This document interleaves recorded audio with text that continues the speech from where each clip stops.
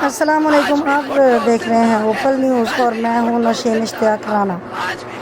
ناظرین، آج میری نظروں سے ایک ایسی تحریر گزری کہ میں نے سوچا کہ صدر زرداری کی سیاسی خدمات کا ایک چھوٹا سا نقطہ جو ہے وہ آپ کے سامنے رکھا جائے۔ یہ تحریر ہے جی امر سندھو صاحبہ کی۔ وہ کہتی ہیں کہ زرداری فوبیا ایک بیماری کی شکل اختیار کر گیا ہے جو کہ اب لا علاج ہے۔ یہ مباحثے دل خوش کرنے کے لیے درست ہیں مگر زہر رگوں تک پھیلا ہوا ہے، اس کے ختم ہونے کے امکان دور دور تک نہیں۔ زرداری پہ کئی قسم کے الزامات ہیں اور یہ الزامات اس وقت لگے تھے جب اسٹیبلشمنٹ کی طرف سے بی بی کو اپنے لیے خطرہ سمجھتے ہوئے اس کی راہ کھوٹی کرنے کے لیے لابنگ کی گئی، جو سچ بھی ہو سکتی ہے۔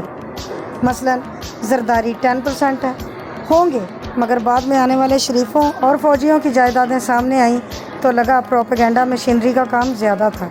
اگر یہ 10% ہیں تو دوسرے 50% ہوں گے۔ یہ بندہ بڑی استقامت کے ساتھ 11 سال جیل میں رہا اور یہ جیل کا عرصہ کسی بھی سیاسی لیڈر کو نصیب نہ ہو سکا۔ 11 سال کا جیل ٹرائل زرداری کی استقامت کو نہ ڈگمگا سکا، نہ بی بی کو اس کی جیل کی وجہ سے بلیک میل کیا جا سکا۔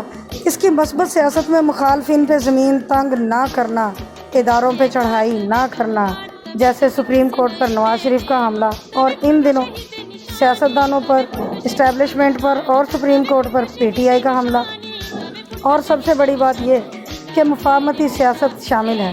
ہم سندھ کے رہنے والے جنہوں نے نسلی فساد کو آنکھوں سے دیکھا اور بھگتا، ان کے لیے بی بی اور زرداری دونوں ولن تھے کہ انہوں نے فاشسٹ تنظیم MQM سے مفاہمت کی۔ اس وقت خود میں بھی PPP کی، زرداری کی اور بی بی کی شدید مخالف تھی کہ MQM ایک قاتل تنظیم ہے، ان سے صلح نہیں ہونی چاہیے۔ امر سندھو مزید لکھتی ہیں کہ مگر آج ہم سندھی، خواہ اردو بولنے والے ہوں یا سندھی بولنے والے، اس کا ثمر کھا رہے ہیں کہ اب لسانی فسادات نہیں ہوتے اور کراچی میں سندھیوں کی اکثریت آباد ہو چکی ہے۔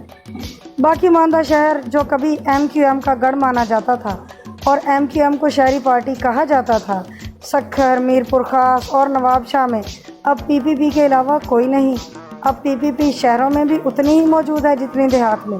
سندھ یونیورسٹی جام شورو جہاں میں پڑھاتی ہوں، پہلے اکا دکا اردو بولنے والے نظر آتے تھے کہ یہ سندھیوں کی یونیورسٹی سمجھی جاتی تھی۔ آج اس میں آپ کو اردو بولنے والے اتنی ہی تعداد میں ملیں گے۔ اب آپ سندھی کلچر ڈے پہ دونوں کو ایک ساتھ ناچتے ہوئے دیکھ سکتے ہیں۔ سندھی بھی اسی طرح پاجامہ، پان اور دیگر چیزوں سے نفرت نہیں کرتے جو پہلے سمجھا جاتا تھا کہ یہ اردو بولنے والوں کی ثقافت ہے۔ اردو سے نفرت نہیں، اردو بولنے والے سے نفرت نہیں۔ ہمارے تعلیمی اداروں میں اردو سندھی تقسیم ختم ہو چکی ہے، شہروں کی لسانی بنیادوں پر تقسیم ختم ہو چکی ہے۔ زرداری کی مفاہمتی سیاست اس پرتشدد اور نفرت کی سیاست سے 1000 گنا بہتر ہے جو سماج کو تقسیم کرتی ہے۔ زرداری کی سب سے بڑی خوبی یہ ہے کہ اس نے پارلیمانی جمہوری نظام کو مضبوط کرنے کی سیاست کی۔ اس کے کیریئر میں 2 غیر جمہوری غلطیاں بھی شامل ہیں۔ جب سینٹ الیکشن میں انہوں نے صادق سنجرانی کو جتوایا اور پھر بلوچستان کی حکومت کو گرانے میں ساتھ دیا، مگر ان میں بھی اس کا کوئی فاشزم والا طریقہ نہ تھا، مگر جمہوری روایات کے برخلاف ضرور تھا۔ وہ چاہتا تو 2014 میں خان کے ساتھ مل کر دھرنے کا ساتھ دیتا اور اپنے حریف نواز شریف کی حکومت ختم کراتا، بلکہ پوری پارلیمنٹ کو ہی ختم کرا دیتا، مگر اس نے حریف کے ساتھ بیٹھنا پسند کیا۔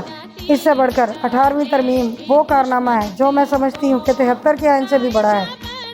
73 کے آئین کے وقت ریاست اتنی تقسیم شدہ نہ تھی، مگر 2008 میں بالکل سادہ اکثریت جو ابھی 2018 میں نیازی کو حاصل تھی، اس سادہ اکثریت میں انہوں نے 18ویں ترمیم کی منظوری جیسا بڑا کام کیا۔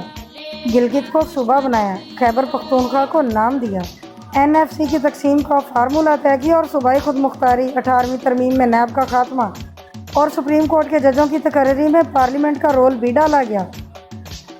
مگر چونکہ اس وقت نواز شریف صاحب اسٹیبلشمنٹ کی پچ پر کھیل رہے تھے، اس لیے 19ویں ترمیم میں وہ سب نکال دی گئی۔ پاکستان کو بچانے کا یہ آخری آئین تھا جو آپ کو مسٹر 10% زرداری نے دیا۔ یہ وہ صدر ہے جس نے اپنا اسمبلی توڑنے کا اختیار اسمبلی کو لوٹایا۔ کوئی ایسی خواہش نہیں پالی کہ ترمیم سے خود کو تاحیات صدر کروا لوں۔ چور ڈاکو وہ ہو سکتا ہے، مگر کسی اور میں ہمت ہے تو فوجیوں اور ججوں کے اثاثے ظاہر کرے، آخر پتہ تو چلے کون بڑا ڈاکو ہے۔ پاکستان میں زرداری صاحب کی مفاہمتی سیاست آخری امید تھی جس کو فاشزم سے لتاڑا گیا، معاشرے کو نفرت کی بنیاد پر تقسیم کیا گیا۔ کیا برا ہو جاتا اگر پرویز الہی سب کی نامزدگی سے وزیر اعلیٰ بن جاتا؟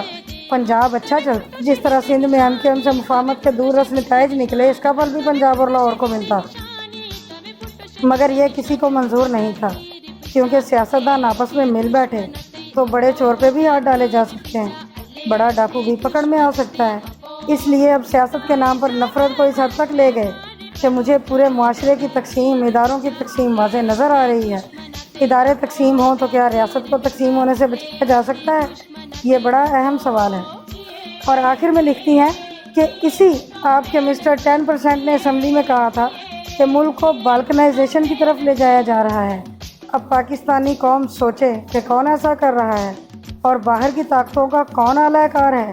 یہ محض ایگو کا ایشو نہیں جیسا کچھ لوگ سمجھے ہیں، یہ پاکستان کی تقسیم کا سنجیدہ ایشو ہے جس کو کئی ادارے اور سیاستدان مل کر ممکن بنا رہے ہیں۔ میں 2007 تک اینٹی پیپلز پارٹی رہی ہوں، مگر پھر NRO کے تحت BB کی واپسی، چارٹر آف ڈیموکریسی، ایسی چیزیں تھیں کہ مجھے لگا کہ پاکستان صرف اسی سیاست سے بچایا جا سکتا ہے، اور بھی میں اس کی گرویدہ ہو گئی۔ 2012 اور 13 میں پیپلز پارٹی کی نقاد بھی رہی اور سخت تنقید بھی کی، کیونکہ اس وقت وہ پاور میں تھی، لیکن پھر وقت نے ثابت کیا کہ بھٹو کے بعد پاکستان کو بچانے کے لیے زرداری سے زیادہ مؤثر سیاست کوئی نہیں کر سکتا، اس لیے وہ پروپیگنڈا کے نشانے پر رہے۔ اب مجھے کوئی فرق نہیں پڑتا کہ وہ کرپٹ ہیں یا نہیں، مجھے اس سے دلچسپی ہے کہ اب بھی پرو پیپل سیاست اگر کسی کے پاس ہے تو وہ صرف اور صرف زرداری ہے۔ اس کے پاس دو چیزیں ہیں جو اس کو تمام سیاستدانوں سے ممتاز اور معتبر کرتی ہیں، ایک صبر کرنا، دوسرا معاف کرنا۔ جس کو یہ نہیں آتا وہ کچھ اور ہو سکتا ہے، بڑا لیڈر نہیں کہلا سکتا۔